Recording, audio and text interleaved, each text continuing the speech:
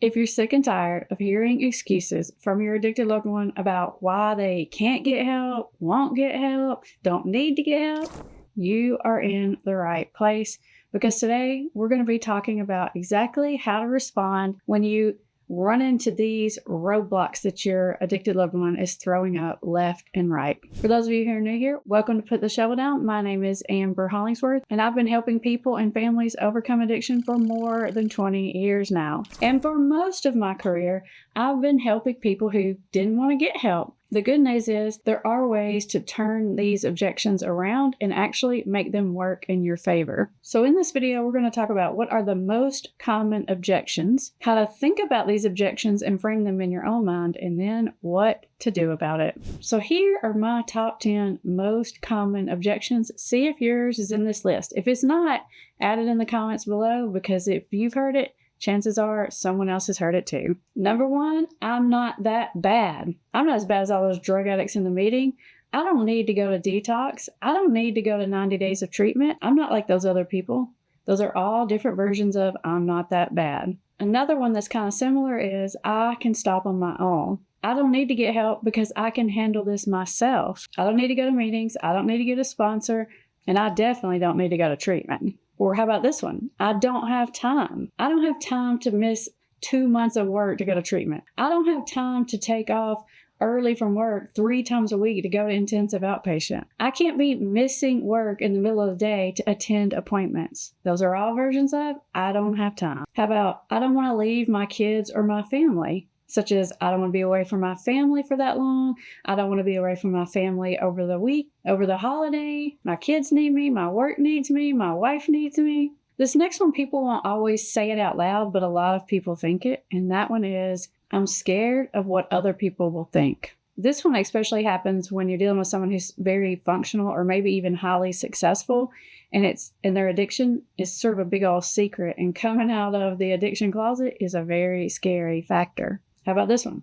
I've tried it before and it didn't work. Or I don't want to talk to strangers about my problems. Or maybe I'm not ready yet. Or even I don't trust those treatment programs. It's just a big money-making scheme. These are all ones I've heard before, and my guess is you've heard some of these before yourself. But I don't want you to get discouraged, because every single one of these objections actually gives you a very useful, vital piece of information.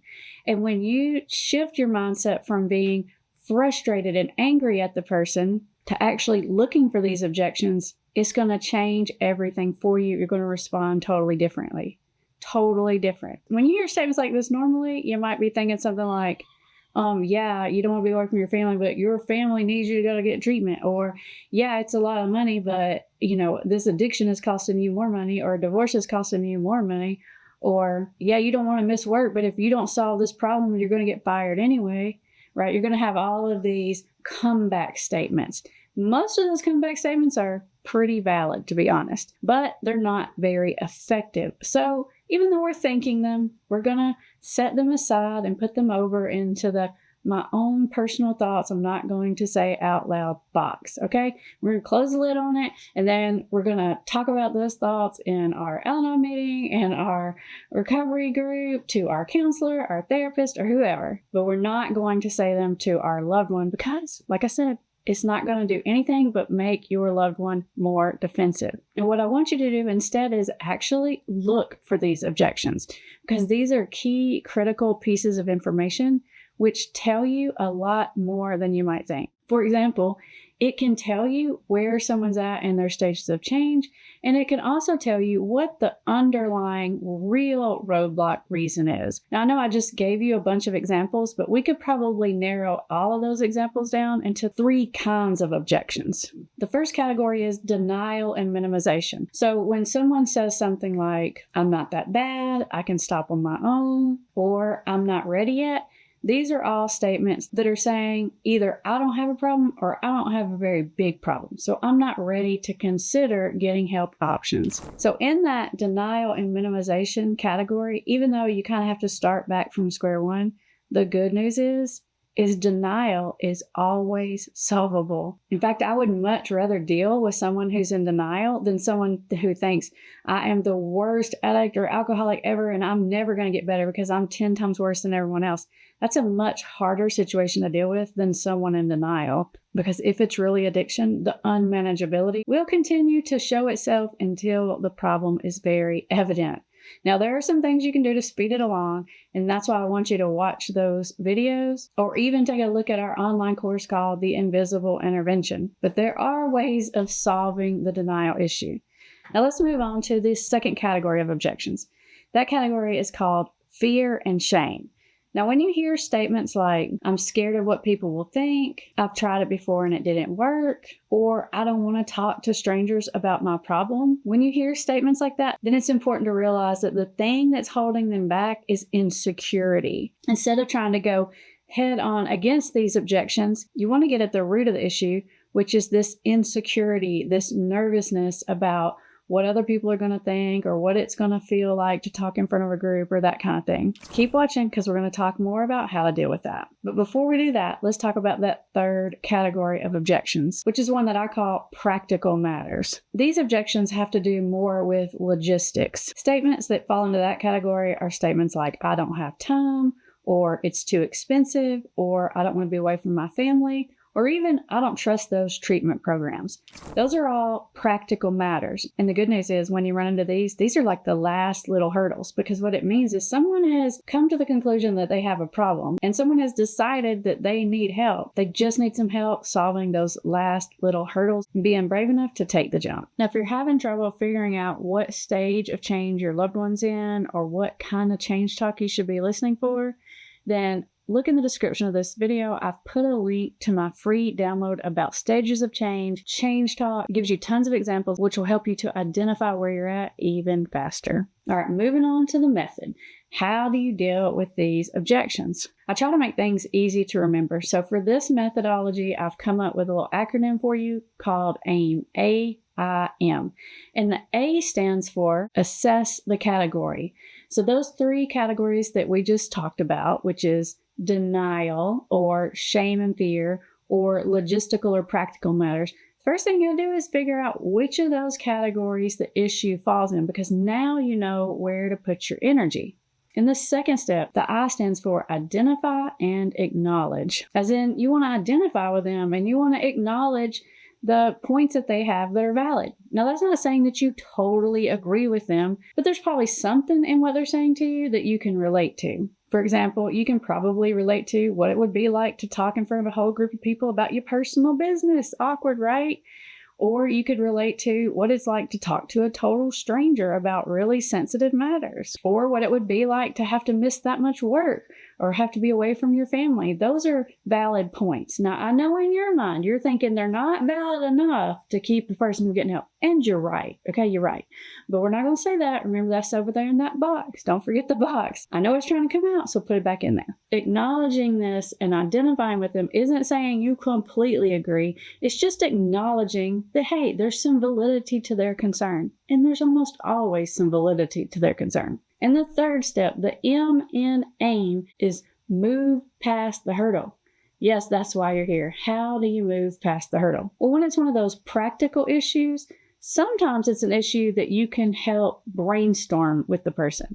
Like if it's a money issue, a missing work issue, I don't like a certain kind of treatment issue, or I don't like to talk to men, they make me nervous. Those practical type roadblocks, sometimes you can brainstorm with people, or in the background, you're coming up with some solutions that help to get around those practical issues. Like sometimes it's, who's going to take care of my dog when I'm in treatment?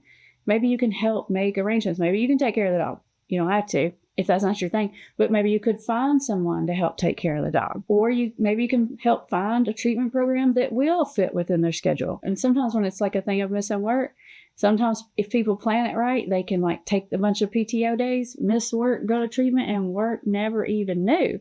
There are ways around many of these practical hurdles. Not all of them, but a lot of them. And if you can solve and find options for people that help get around this, it'll make things go much smoother. In the event that you can't solve that problem, that you can't overcome that hurdle, don't worry, don't get upset, because the person will actually overcome the problem themselves when their motivation for change gets higher than their reluctance or their fear of change or these roadblocks that are in their way. Which brings me to the next part of the AIM strategy, which is motivate. So at the same time you're listening for these roadblocks and these objections, you're also listening very closely for factors that actually motivate them to want to change. And in almost everyone I've ever met, there are some of these factors, even in people who seem like they're just completely resistant or completely in denial. Like, for example, if someone says, I love to drink, I'm going to drink till I die. Or I'm retired now. These are my years to do what I want to do, right? Even when you have all that big cowboy talk, there are usually some motivators for change. And one quick question that you can ask that'll get right to the heart of it is you can say, well, is there anything about it that you don't like? You have to say it in a curious tone, right? So you don't hit their defensive button.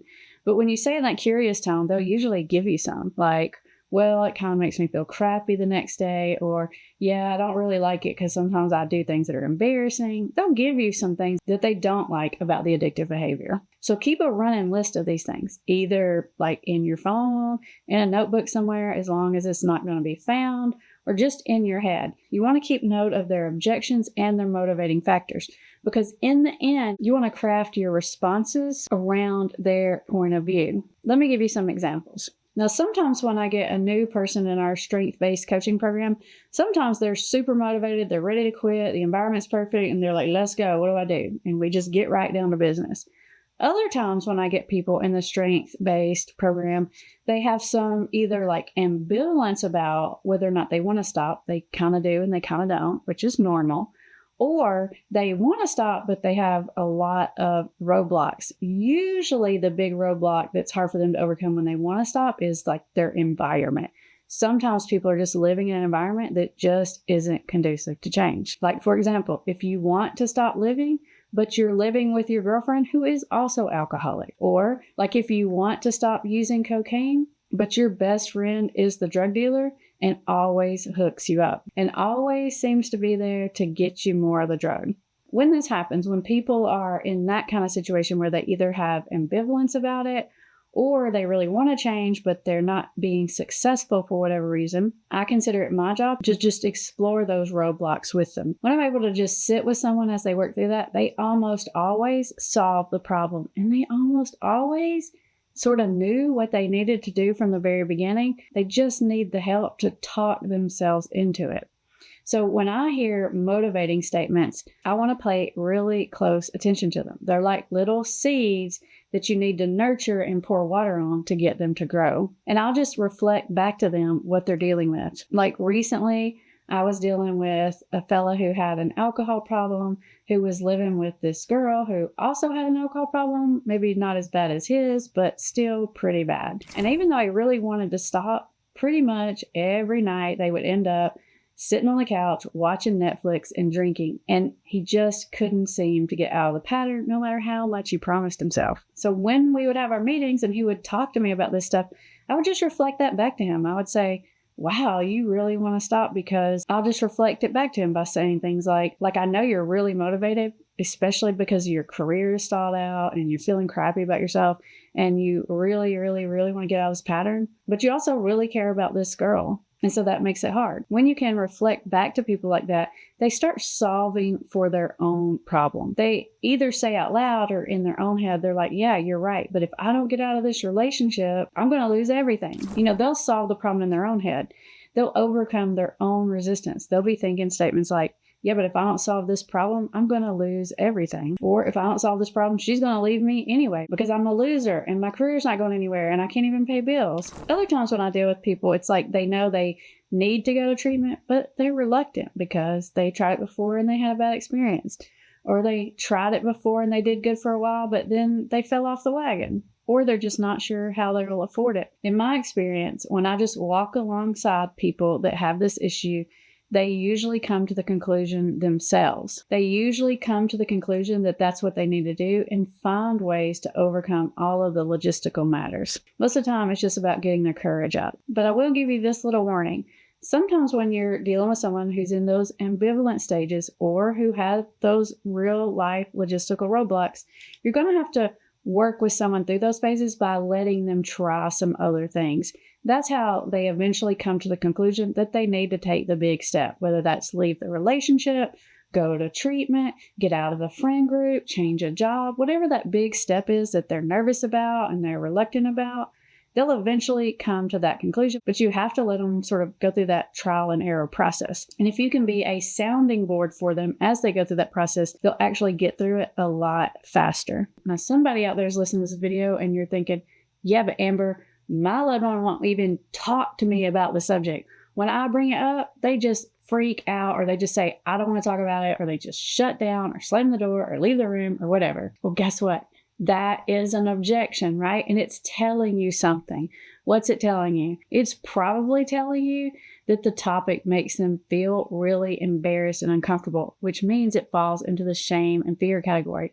And sometimes it means you're a crazy lunatic and I don't think I have a problem. My guess is you know which one applies to your loved one's situation. So when someone doesn't want to talk to you about it, you first have to deal with that roadblock, and you deal with it the exact same way we have dealt with these other things. Like, for example, if it's fear or embarrassment about talking about the problem, you have to make a way to talk about it that's not so intimidating or scary, or that's not going to blow up and turn into an argument or a fight. So I hope you walk away from this video feeling encouraged. Objections are just little pieces of information that are going to help you move from where you are to where you want to be. Don't be scared of them. In fact, hunt for them, look for them, because it's the secret ones they're not saying that you don't know what to deal with. So don't hide, dig those objections out.